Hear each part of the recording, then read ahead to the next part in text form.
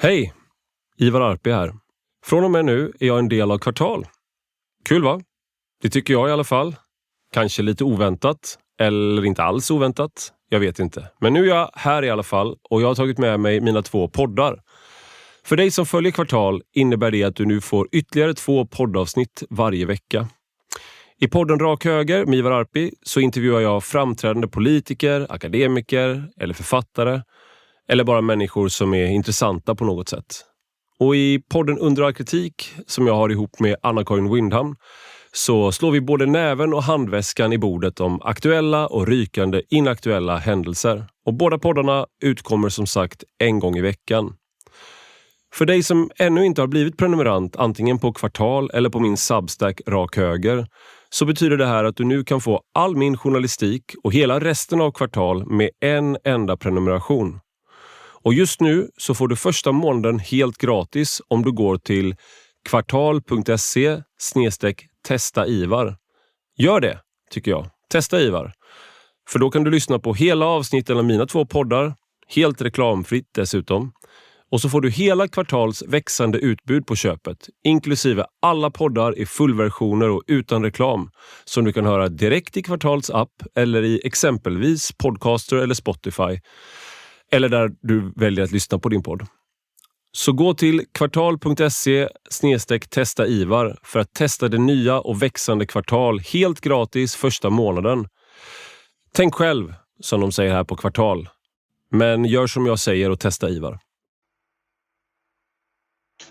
As some of you might know by now, I am an avid reader of Cormac McCarthy.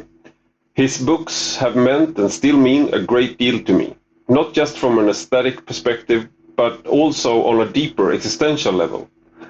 So today I'm honored to be speaking with one of the foremost scholars of McCarthy's work, Stephen Frye, professor of American literature and chair of English at California State University in Bakersfield. Our conversation delves into 2 of McCarthy's most towering works, Blood Meridian with its bleak, violent world, and The Road, a stripped-down post-apocalyptic story centered on the bond between a father and son. Though these novels seem vastly different, they ask strikingly similar questions. Can decency survive in a world where power, destruction and loss seem inevitable? We also explored the concept of weak theology in McCarthy's work. How can a God allow such evil to happen?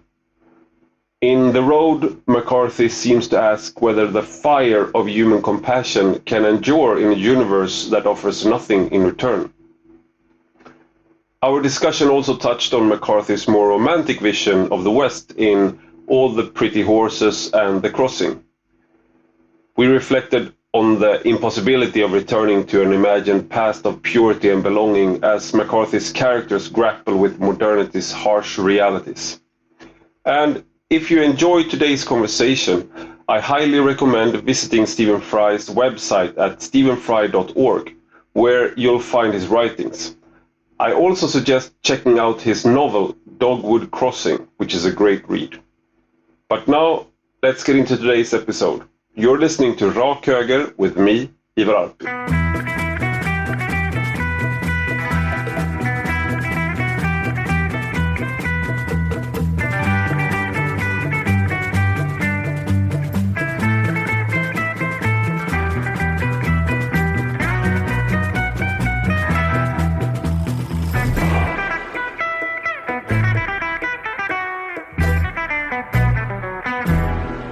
Welcome, Stephen Frye, to Rak höger. Well, thank you for having me, Ivar. It's a great privilege to have you on. I was bragging yesterday. I was at a panel about something completely different, and I was saying tomorrow I'm going to interview one of the foremost experts on Cormac McCarthy literature and the Western genre, and they looked at me like, why are you always talking about Western books?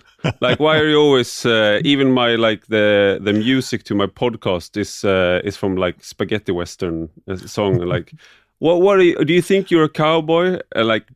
I just wish I was, but I'm not. But but how did you get into Cormac McCarthy? When did you start reading him, and how did you why did you focus so much of your academic life on him?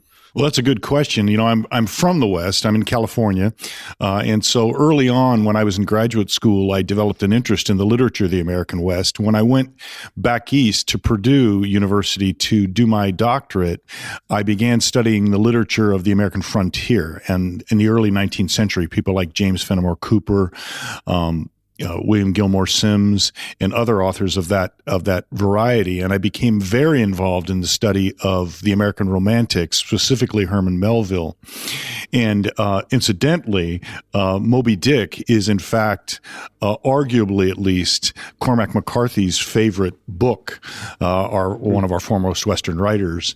And so there was a natural connection between Cormac McCarthy and some of the works that I was studying, when I was in graduate school. And then in 1992, like a lot of people, I discovered All the Pretty Horses.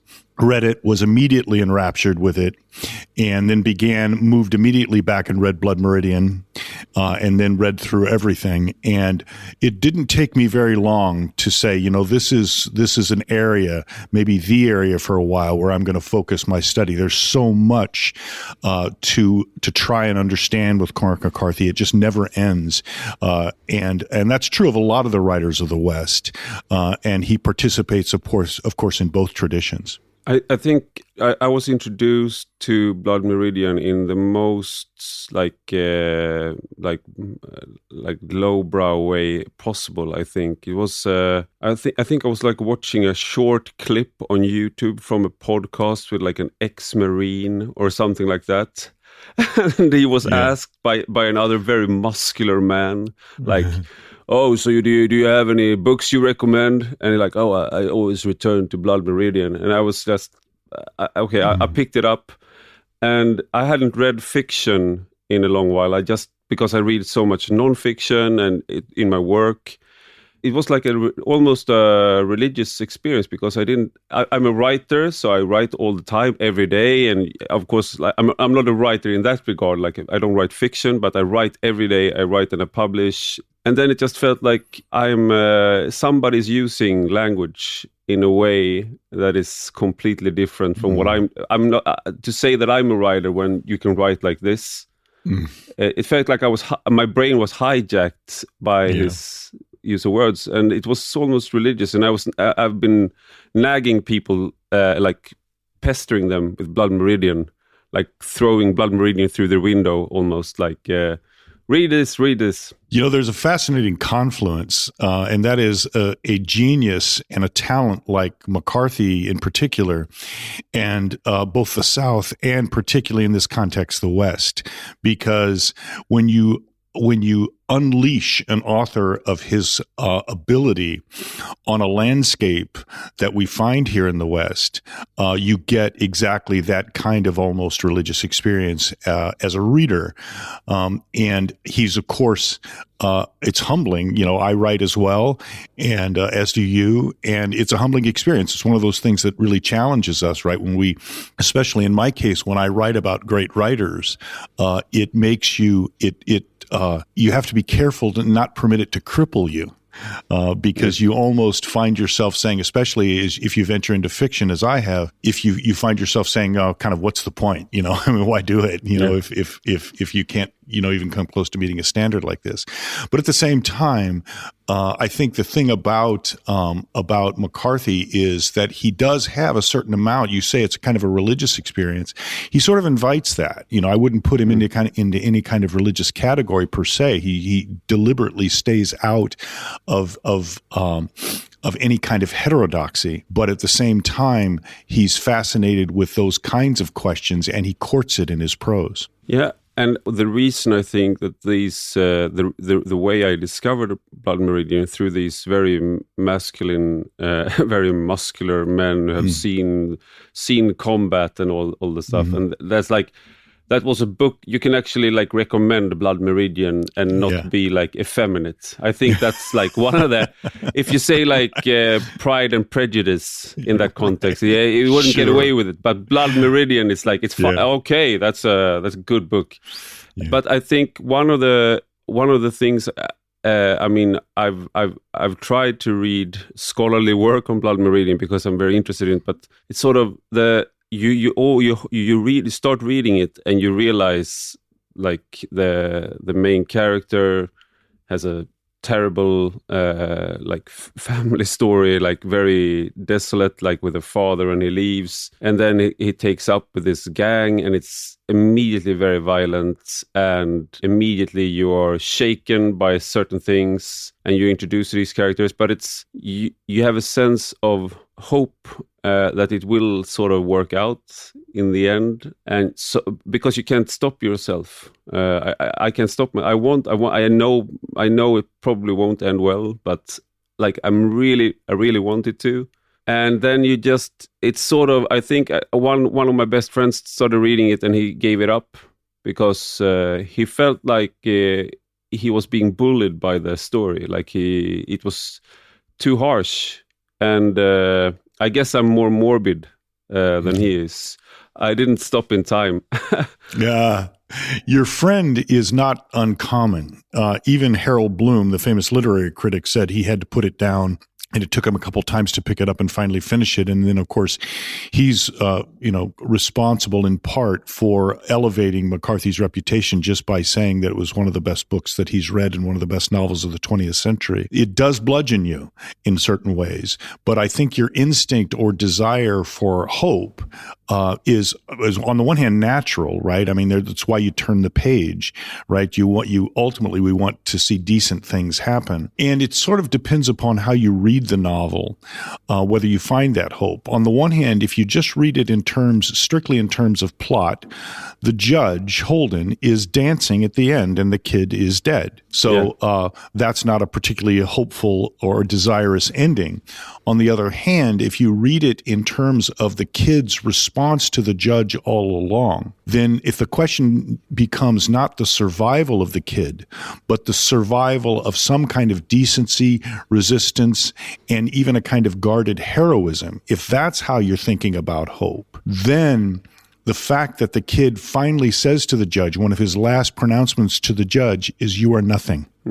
And if that kind of resistance is possible in the world, and in this case, the world of Blood Meridian, there's grounds for hope. There's grounds for saying, you know what, in the midst of all this madness and violence, there is such a thing as a human decency that may not survive the individual body, but survives writ large. So. Yeah, and this character, Judge Holden, when he's introduced, he comes into, and it's like, it's very, as I comment on politics a lot, this is very pertinent to my line of work, so to speak.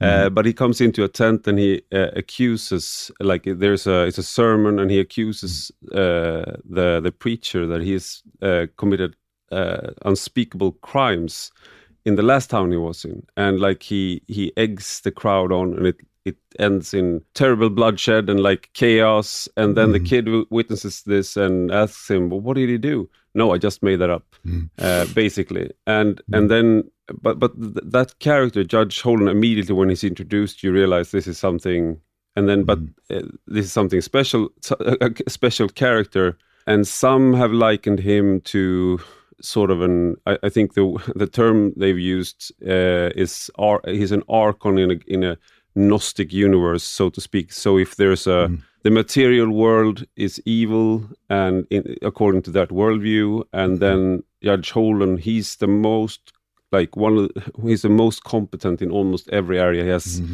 endless knowledge, and but just the fact that he's dancing in the end, he's a great dancer, just small detail. And for some reason he has small feet, and that makes it creepier.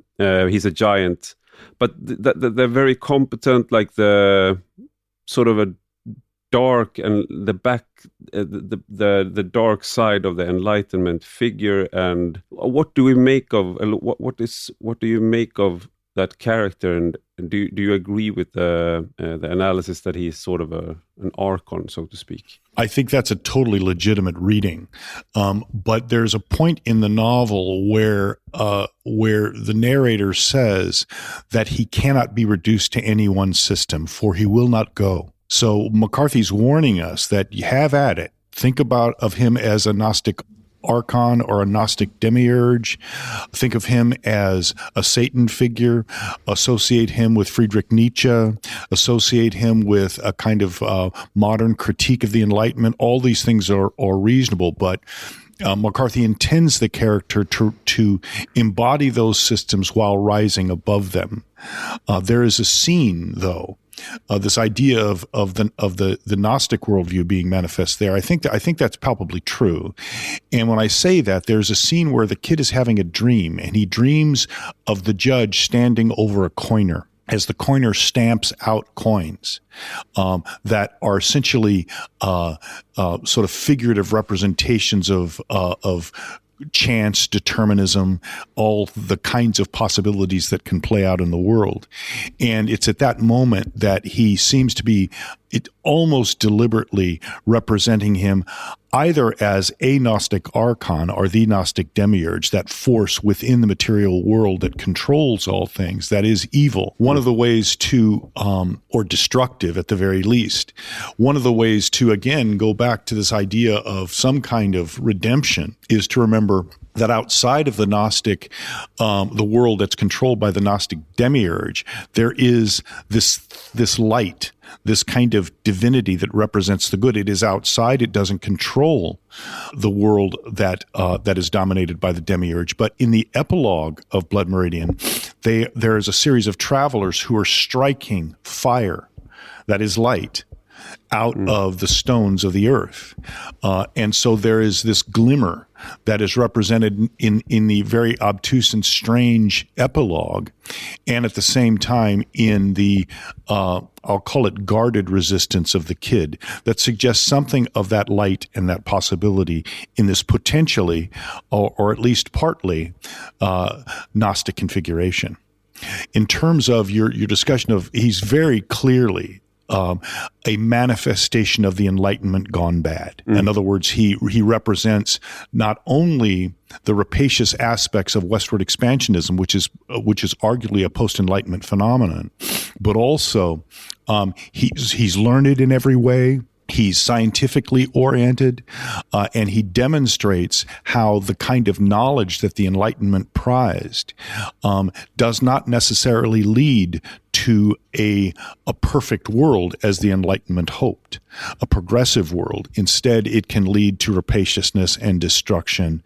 And so it is a kind of modern warning not to reject the basic principles of the Enlightenment, but to reject the idea that the Enlightenment will necessarily lead to a kind of apotheosis of human accomplishment, ethics, and knowledge. Yeah, I think one of the scenes in the book that speaks to the analysis you laid forth is when they come to a stone formation or a rocky formation, and there are fossils on the wall, and the judge, he makes a rendering in his sketchbook, perfect rendering of the fossil, and then he erases the fossil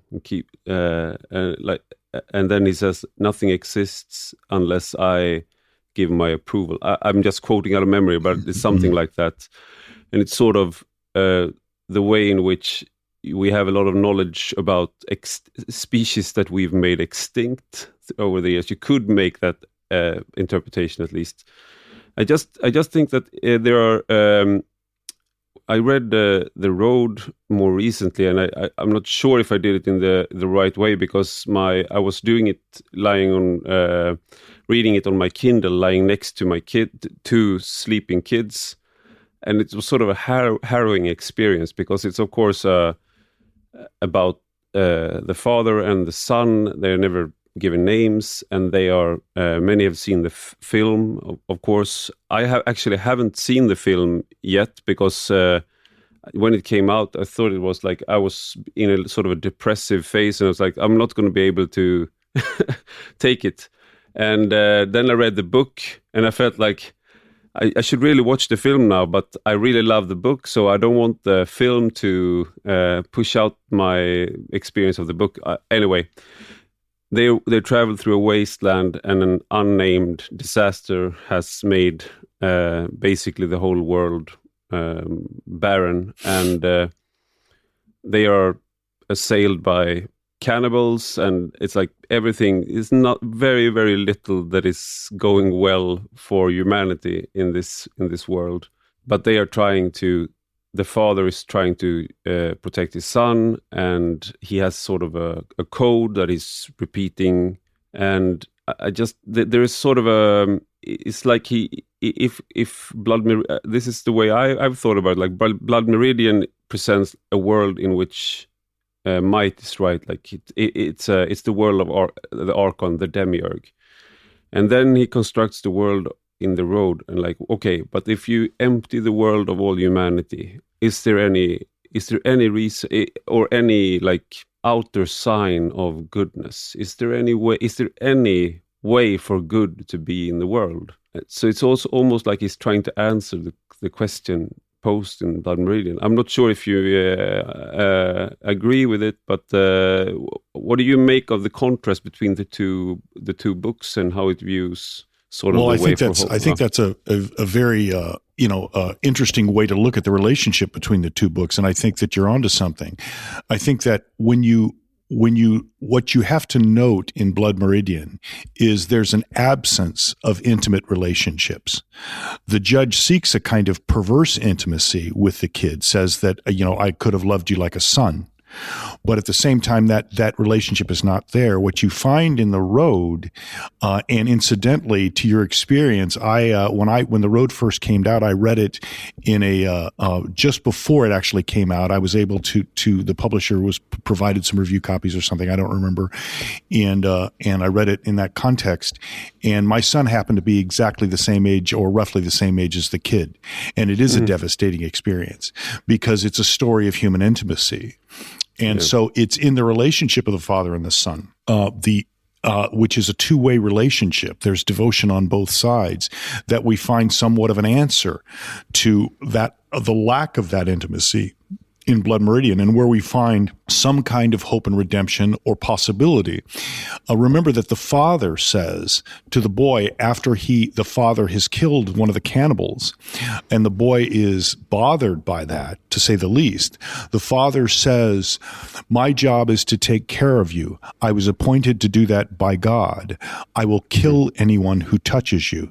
Do you understand?" Now you could say that, I say that to you, you can say that to any parent, and they understand, right? They understand what that means. It's not the love between the father and the son is not a sort of pleasant, effervescent, beauteous kind of love. It's I will kill anyone who touches you love. And that is consistent with the world of Blood Meridian, consistent with the world of the road, and yet it remains love. Yeah. And it's sort of the kid in it was, now that you spoke of it, that it struck me like he's also not, he's the kid in the road, he's the son. There is a similarity there, but they always say something, are we the good guys? Like they ask if we are the good guys, so it's something they repeat, but something, I don't know, I feel very much closer to the father than the son, and I guess it's because I am a father. I guess it's maybe because the father is more practical. He doesn't see much hope, but he has to carry on, and it's like I don't know. You see all the threats in the world, and you try to protect. Will I be strong enough to protect my kids? Like stuff like that. Oh, do we have enough money to buy Christmas gifts? I mean, it's more mundane stuff like that oftentimes, but the kid he says, you often speak about we tell these stories about being nice, we tell these stories about being generous, being the good guys, but they encounter people along the way, and because the world is so threatening, the father often says, no, we can't help that, we cannot help him, or we can't give that away, we need it for ourselves. And so the son is angry or accusing his father of like, why are we not living up to our ideals? And how should you interpret that? Do you think, like the relation there between the rules, but they're not following them, and the son is admonishing the father, like, why are we not living up to this? Well, I think McCarthy is posing it as a question in the context of a naturalistic or a brutal world. The world of the road is not wholly different than the world that we actually live in. Right. I mean, there's still the same kind. Everything that happens in the road happens in our world, whether it be cannibalism or whether it be, conflict or murder or anything else, or starvation. Right. All these things are possible in the world we live in, even before a kind of apocalyptic event. And the core question is ethics. How do we respond ethically to the world? McCarthy once said in an interview, he said, if we are engaged in some kind of philosophical endeavor, some kind of intellectual journey, and ethics aren't at the core of what we are all about, then what is the point? And while I think in the end he leans in the direction of the kid's point of view, he presents the father's point of view. We have to survive. We have to take care of ourselves. We have to be selfish in order to survive. And the son, the boy, says, let's help people, and kind of wants to suggest that there's no reason to go on if we can't help people. And in the end, they do help people occasionally. And when that happens, ultimately the boy survives. And so the father, you'll remember, it has a fascinating and tortured interchange with his wife, who has committed suicide. And she has decided that there is no point in going on. And she basically wins that argument. And goes off and kills herself with a shard of obsidian. The fact that the father doesn't use the bullets in the gun to kill himself and his son, which is the mother's argument, because they will be raped and eaten if they are caught. The fact that he doesn't do that, it's because in his deepest heart, he can't, even though it remains a rational response to their circumstances. And so in that context, there is a sense that you go on regardless in this life, regardless of the constraints, the violence, and everything else, and you seek some kind of decency. And that's what the boy claims and argues and lives out. Basically, I think the son is one part of me thinks he's an idiot, and like he's basically, he doesn't understand the world he lives in. That's one part of me, like the cynic in me, like of course the father is right. But then I read, and I don't know if it was you or if it was someone else, or it might be you and someone else, but like if you posit that the father is sort of the Old Testament and the son is the New Testament, and so there's like always an argument against the good, because the good is most, like I said, you're being a sucker, and you don't want to be a sucker. And being generous, that's like inviting people to take advantage of you. So it's sort of like, when I read it, I felt it was a sort of a challenging book, not in the it was not complicated in the prose or anything. I mean, if you go back and read older works, it can be a little bit challenging as a non-English speaker, at least. Morally, it was challenging to read. You have to, one of the things I think you're right to point out the naivete of the boy. He's presented very deliberately by McCarthy as a kind of innocent. He talks about good guys and bad guys and carrying the fire and all of these things that connote childhood. And so, to associate him with a kind of unrealistic response to the world, I think is quite reasonable. At the same time, it seems to me that the only other alternative is to, at the very least, be selfish, at the very worst, become one of the bad guys. And that's the thing that the kid sort of suggests, and that is there's no reason to go on if we can't maintain this decency. And in terms of how the plot plays out, again, he does survive and he does find other decent people. You're right to your analogy, or to talk about the father as Old Testament and the son as New Testament. the Son is very clearly presented to us as a messianic figure, right? He's a golden chalice. He is the one. The Father says early on second or third page, he says, he knew only that the child was his warrant. If he is not the word of God, God never spoke. So however McCarthy is configuring the divine, or pondering the possibility of some kind of divine element in the universe, if that element exists, he associates it with the Son.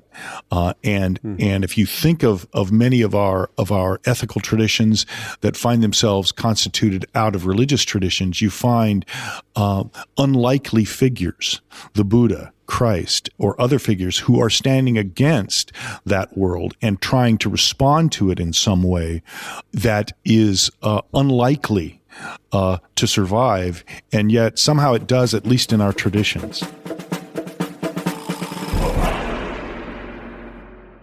I also think about... Tänk om din plånbok kunde prata. Vad skulle den då säga om din relation till ekonomi? Alla relationer har ju sina ups and downs. Men att han har lån lite här och där, det tror jag skulle vara en ick för rätt många plånböcker och inte bara för mig. Ett första steg mot en bättre relation till sin plånbok kan vara att samla sina lån. Samla dina lån till ett på lendo.se. Trippelt välkommen tillbaka, säger vi till cheeseburgarnas cheeseburgare. Ja, vi pratar såklart om triple cheese på McDonald's. Lika god som vår cheeseburgare, fast trippelt. Bara på McDonald's. Get ready Sweden. BetMGM är här. Nu kan du uppleva spänningen från Las Vegas i mobilen. Ta chansen att spela på Bellagio's roulettebord eller våra exklusiva MGM-slots. BetMGM. Casino och sport i mobilen. Åldersgräns 18 år. Regler och villkor gäller. The father, he remembers the world as it was. So if you're a part of the secular political traditions, he should be the one who remembers civilization, remembers how good we were, so to speak. In some post-apocalyptic movies or literature, you have a sort of nostalgia for the present when you read it. Like, we used to be so good, and look what we've become. We've become these zombies, or But here it's the other way around. It's the Son. He has no memory of the world before, but he's the one who so it's inexplicable, really, that he is. He is the one who's generous, but he doesn't know about the welfare state. He doesn't remember those things. He only knows this very, very bleak world, and yet he's the one.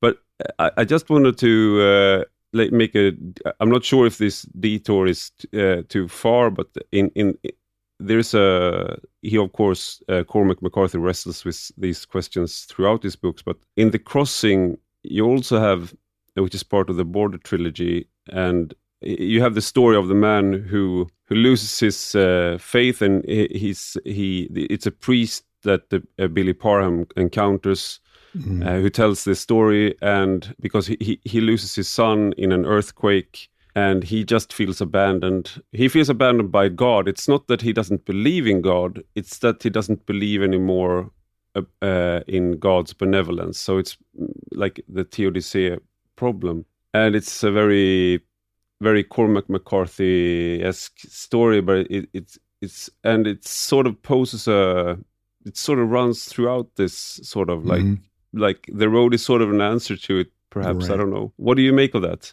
The line is, he said, it is not that he ceased to believe in God, it's that he came to believe terrible things of him. And I think that's what's so fascinating when you think about metaphysics or metaphysical possibilities in McCarthy's work.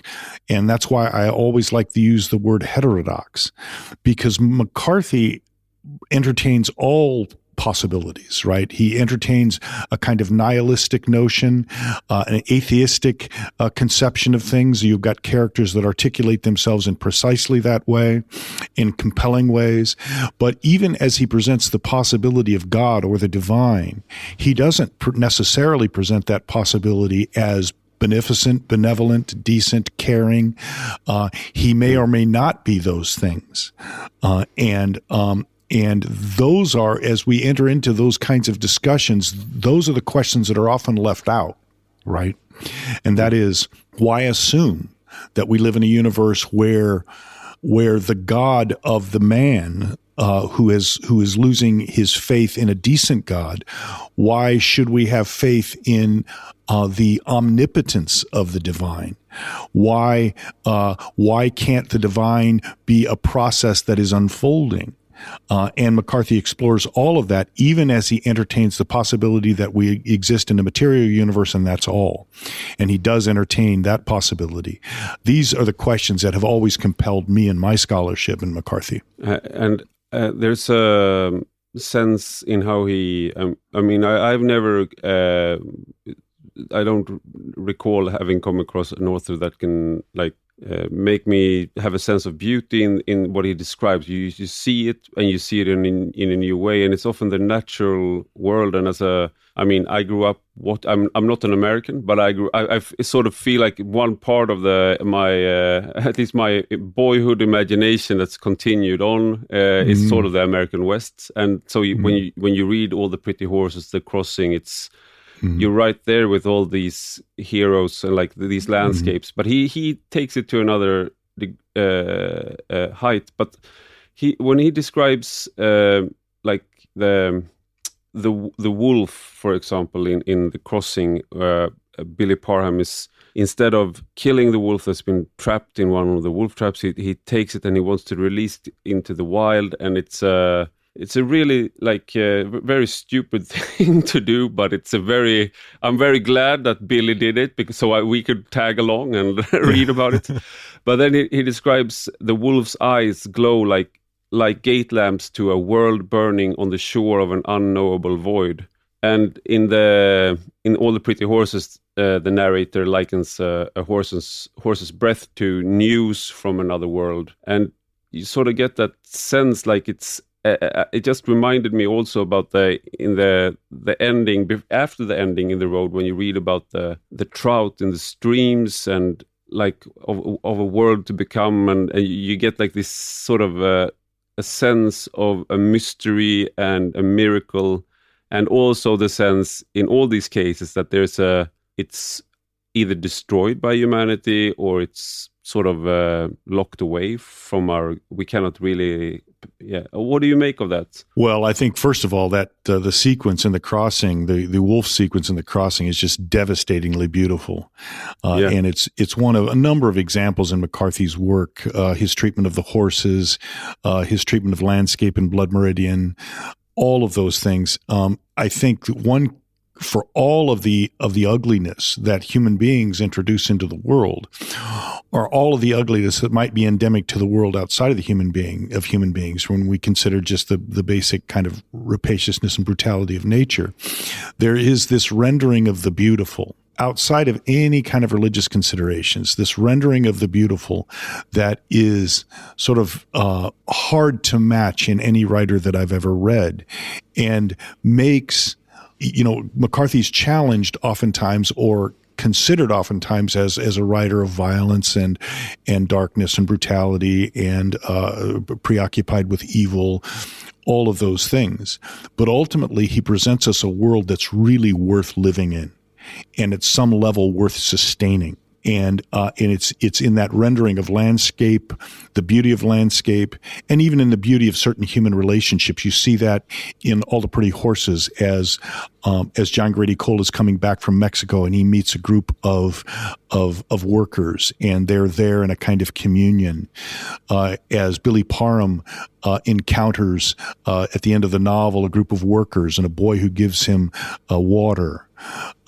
All of that is in the context of a world that is rendered with such exquisite beauty and power and evocativeness, and in such an otherworldly way that it again, the answer when you close a McCarthy book is it's worth being here. For all of what he's just presented, it's really worth being here. Yeah, I totally agree. But it's sort of at the same time then that if you take All the Pretty Horses, John Grady Cole, I was sort of, I didn't know, I must have known sometime, but in Sweden we have double names. So it's John Grady. It's basically, there are many people, at least in the older generations, you have a double names. But first I didn't know that, so I thought it was John Grade, like that was his surname. Until I listened to Reading McCarthy, the podcast, and there was like a sequence where they were like admonishing people for doing that. So I was like, oh, they're like, it's like in Sweden, they have a double name. Okay. But he's a romantic. He's from a long line of cattle herders, and he had a ranch, but his mother is selling the ranch, and his father is devastated by the war, and so he and his friend, they are teenagers, and they want to live the life that they know, or at least their ancestors, like a good life in their view is being like a cowboy, so to speak, but it's not the cowboy of the movies, but a cattle herder and a horseman, and so they go south to Mexico, and it doesn't work out that well. And it's sort of, I mean, most of us can go on it's a much more hardcore way. In Sweden, 20 years ago when I was young, you were supposed to go on an interrail through Europe. But this interrail is a little bit more hardcore. Right. There's something noble in the kind of romanticism that we find in John Grady. We have to remember that he's 16 years old. So, and it's hard to even process that even as you're reading. And so there's a certain, again, kind of innocence and nobility to that. But you're absolutely right that maybe, even though there seems to be a kind of softening coming from Blood Meridian to All the Pretty Horses, we've now entered into the 20th century, the mid-20th century, around the time of World War II, and in the Border Trilogy broadly, throughout and into the Cold War. And John Grady's worldview does not survive. It's deeply tragic, right? That kind of romanticism becomes impracticable in the modern world, and maybe it always has been. So we hold it out as an ideal that's sort of charming in some ways, but you're right to point to its impracticality. Now, I think in many ways, John Grady's trajectory, the failure of his worldview to in any way really triumph, at least in terms of the outcome of his life. It may triumph in other ways, but at least in terms of the outcome of his life, might be one of the darker moments in McCarthy's work, because it's very much about how modernity, at the very least, if not the world broadly construed, makes that kind of idealism impractical. Yeah, it's like the wolf. We're spoiling all the books here, but but like when the wolf dies in The Crossing, it's sort of a foreshadowing of the, so to speak. It's like you don't belong in this world anymore. Yeah. Another book that I very much enjoyed was Lonesome Dove. It's by another author, Larry McMurtry, but it sort of also speaks to the same sort of these.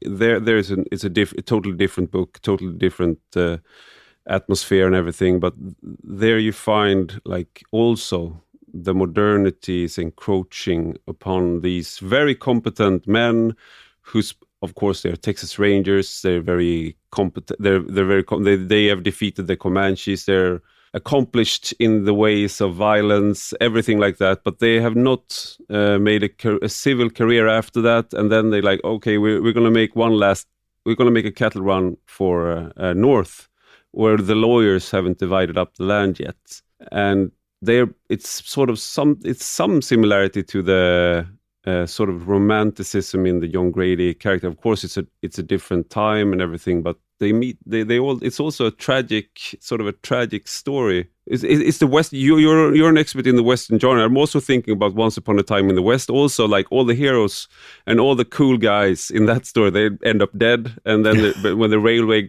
comes, everything is over. Right. Well, it's always, the Western, when it's rendered, I think at its best, it's about loss. And that's certainly what Lonesome Dove is very much about. It's true that our characters, Woodrow Call and Augustus McCrae, are heroic characters that we admire. But when and they are strong, and they are violent, and at the same time, they're resilient. All of those things. They're noble in all of those ways. Notice when they confront their antagonist, Blue Duck. Blue Duck ultimately is killed, but not by them. He always evades them. And in fact, he says that I have killed, murdered, and raped people all over your territory, and you've never gotten a good look at me until now. That's Blue Duck talking to Woodrow Call when he's in jail finally in the end. And so even though Blue Duck meets a kind of just fate after all of his brutality, it's not at the hands of our heroes. So it's a mitigated heroism. They don't win in the end. And when you look at and of course, we know what happens to Augustus McCrae in Lonesome Dove. You're right, we're giving it all away.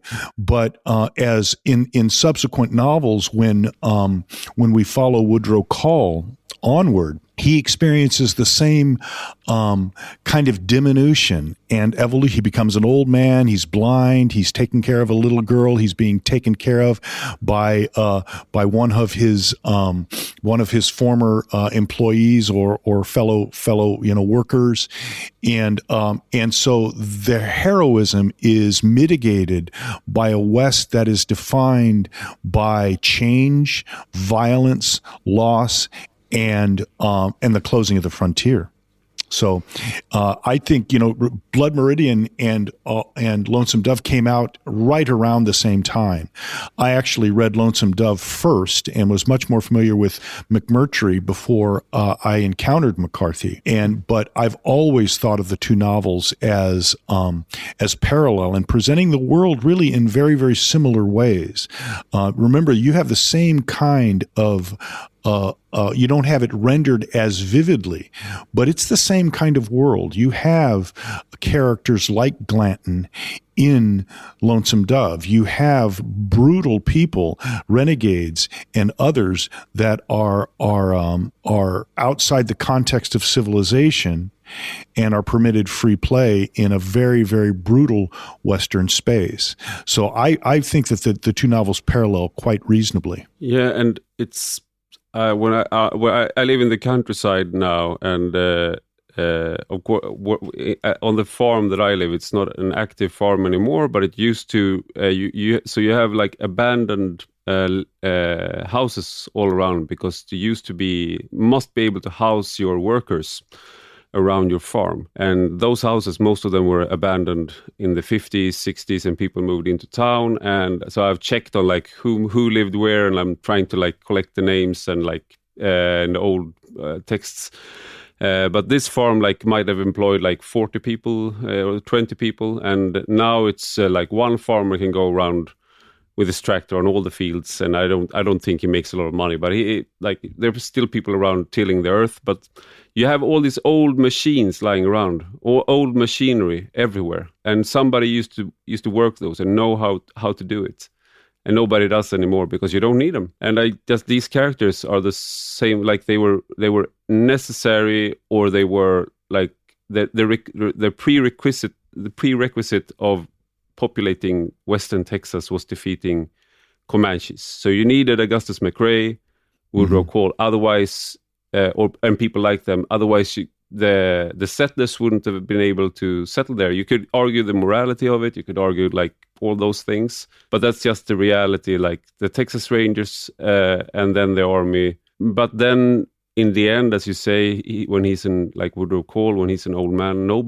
he's not respected. He's not like, oh, this is the hero who made it possible, or like, oh, you're the pioneer. But and it's basically you have a scene in Lonesome Dove where it's much more satisfying, because they're being challenged in town, and Augustus McCrae like slaps him with his pistol. I'm not sure if it's the bartender. Yeah, it's the bartender. Yeah, the bartender. Yeah, because he's being disrespected. Like, who are you guys? I don't give a damn. You still have to. And he like, you don't talk. And then you realize that's the first time in the book you realize, oh, so this is sort of it's sort of like you've only seen the lion in the cage, and now he's gone out of the cage. Okay, so this is his natural habitat. Okay. Yeah. That's a very satisfying scene, but it's not satisfying with Woodrow later on. No, not at all. Not at all. And one of the things that you're pointing to as you talk about where you live is that what happens in the West, in these novels and in reality, is really a product of modernity. And the West has just become the space that much of the Western world, Europe and everyone, has looked to as the exemplar of what's happening there too. Right? So what's happening in your space is the same thing that's happening in the American West. The American West just becomes an interesting and fascinating place to tell that story. That is a universal 20th century story, it seems to me, in any case. It's beautiful in a way to see the real humanity in Augustus McCrae and Woodrow Call, and the humanity that's in their flaws, because they're not the same. It's often been said that Woodrow is the stoic, the person who is about work and resistance, and Augustus McCrae is the Epicurean, the person who embraces life and joy and pleasure, and they're constantly battling one another on those kinds of terms. How do we go about living a life? How do we constitute meaning? For Augustus McCrae, it's a sip of whiskey or a sip of buttermilk, or the taste of a good piece of food, or a laugh. For Woodrow Call, it's building something like a ranch. And those are two impulses that we could associate not only with the West, but with sort of anywhere, and specifically the 20th century, as people have had the freedom to pursue those kinds of things. I mean, Cormac McCarthy and Larry McMurtry are also similar in the way that they are the heroes don't start families and dynasties. Very few women who stay around for much time in Cormac McCarthy's novels, and in Border Trilogy, it's a failed romance in both All the Pretty Horses and Cities of the Plain, and in the Crossing, it's Billy Parham doesn't have much luck there either. And in Lonesome Dove, of course, there is possibility, but it's sort of how the kids, there are no kids being born in these novels. Like there's no, and I'm not sure what to make of that. It's sort of maybe that's why, like, it's the toxic masculinity of me is like, oh, I love these books, I love these guys, but they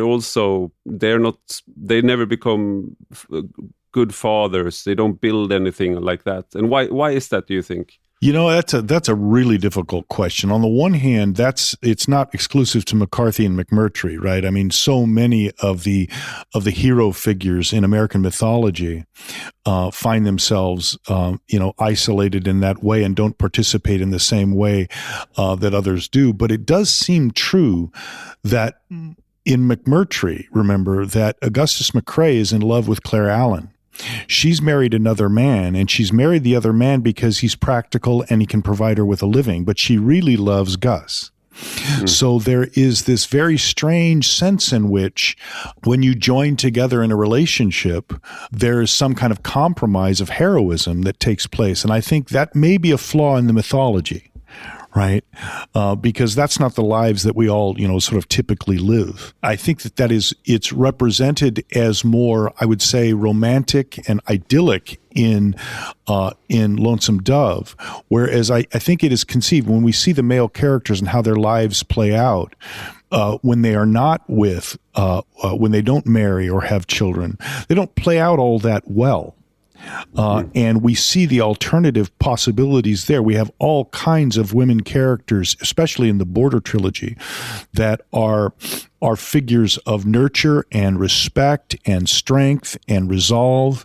And so it's very clear that women characters and women in the world are essential to its survival and its sustenance in the long term. But the characters, for whatever reason, never seem to embrace them fully as they could, and that ends up being part of the sadness of their lives, I think. And why do you think in the Western genre? I'm thinking about I mostly grew up watching a lot of spaghetti westerns, so it's Clint Eastwood and Charles Bronson, and of course I idolized them as you do when you're a boy, and then it becomes perhaps more complicated. But that's I think it's the uncompromising strength, and also of course the violence is important for like on an instinctual level to like respect the male hero, that he has the capacity at least in many of these circumstances. But many of them, as you say, they ride away in the end, and it also comes again in a lot of the country western genre music, like Saddle Tramp by Marty Robbins. Like you meet a new girl everywhere. In Sweden we have a lot of like sailor songs that are very popular, and it's also like a new girl in every haven, like you go around on the seas. It's basically the same theme, and it's sort of I don't know if it's a masculinity thing, and but it's also it's not the same as the cowboy in the white hat winning and then starting that sort of disappeared or became much less important. Well, I think that it's really, really relevant that you raise the issue of the spaghetti Western and the tradition that it spawned after Sergio Leone and Clint Eastwood, especially. One critic by the name of Richard Slotkin in a book called Gunfighter Nation, a book that treats the Western in film very, very deeply. He calls it the alternative Western, and it emerges out of the Vietnam era. And if we think about the Western, it is in many ways the American morality play. In other words, it's been the genre where we have worked out our national ideals. And so in the 40s and 50s, in the midst of that era, you have a lot of this white hat kind of representation and values. But in the wake of and in the midst of, and Sergio Leone is coming out in the late 60s in the midst of the Vietnam War, Clint Eastwood picks that up in films like The Outlaw Josie Wales, High Plains Drifter, and these are morally ambiguous characters. Yeah, we as young men, we admire them, but as we get older, we recognize that moral ambiguity. We know that they're out for themselves. We know that they're not perfect, at least at an ethical level. And I think that's what makes them so compelling and fascinating, is the fact that unlike someone like Gus McCrae, who is not so much morally ambiguous as he is just not necessarily triumphant, but we get that darkness in these figures. We get that sense that that they don't represent ideals to follow exclusively, and that is part of what makes them mythic in a very, very complicated world in the post-Vietnam era, where the United States has had to contend with its own complicity in some of the worst geopolitical realities. And in the 1992 film by Clint Eastwood, The Unforgiven, De skoningslösa in Swedish. I don't know. We used to translate all the English movies. We don't anymore, thankfully. They're very silly translations, but there is like it's the West, like the way Gene Hackman, who's the crook, so to speak, the bad guy, the way he sort of understands violence. He has it all figured out. Like he has his speeches and like how it's going to go down, and sort of Clint Eastwood is sort of he's maybe the Archon of that movie in one way, because he comes in and just shatters the illusions of your control. So it's sort of like Gene Hackman is they are like, we can control all this. This is the way we're going to go. We're going to do this and we can do that, and we're just going to do a little surgical intervention here. We're going to do, and then it's just, no, you're going to explode in your face and it's going to be over like this, because that's the way it works. And it sort of shatters the heroic view of himself, I guess, as well, a little bit. Well, in that film, a brilliant film, the young boy has finally done what he's been wanting to do, and that is to kill he's a bounty hunter, or he's acting as a bounty hunter, and he kills one of the men who has been involved in the violent acts against the prostitutes. And the boy is sort of tortured by what he's just done. But finally, the boy says, well, I guess they had it coming. And William Money, the Clint Eastwood character, takes a drink of whiskey and then says, we all got it coming, kid. Right? So there's a sense that we are all complicit in this world. And that's why the film is called Unforgiven. Right? It's about the moral complicity even of the hero.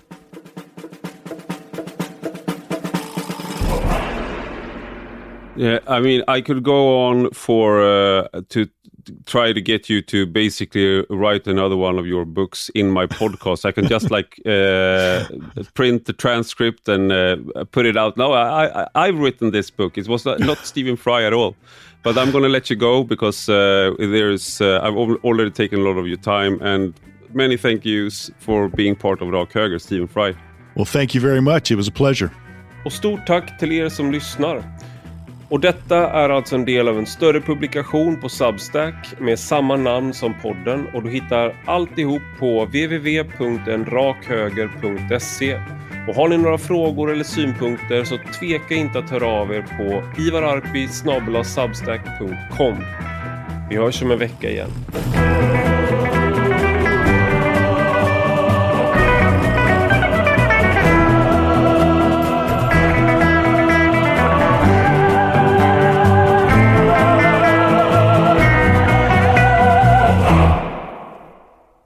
Och där tog det stopp. Ja, Ivar Arpi här igen. Om du vill höra resten av den här podden så måste du vara prenumerant på Kvartal, som jag nu har blivit en del av. Om du redan är prenumerant på min Substack Rak Höger så blir du nu automatiskt prenumerant på Kvartal och kan logga in i Kvartals app med din mailadress. Så kolla din mail för mer information. Men om du inte ännu är prenumerant på Rak Höger eller Kvartal så kan du testa att bli det i en månad helt gratis på kvartal.se/testaivar. Så för att testa mig, mina poddar, mina texter och resten av Kvartals texter och poddar gratis första månaden, gå till kvartal.se/testaivar så kan du börja med att höra resten av den här podden.